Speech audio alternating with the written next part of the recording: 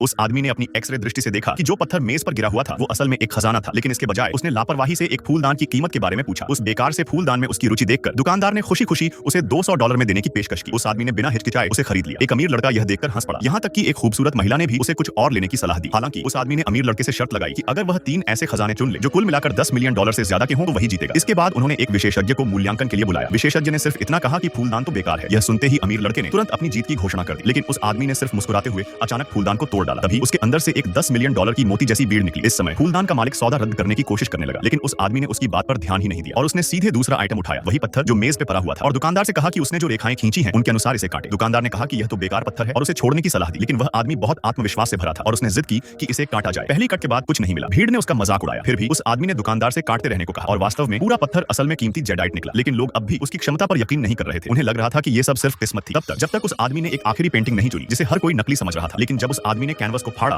और असली चीज दिखाई तो सब लोग सन्न रह गए। तभी सबको समझ आया कि वो आदमी कोई साधारण इंसान नहीं था। ऐसे और शॉर्ट्स देखने के लिए सब्सक्राइब करो दोस्तों।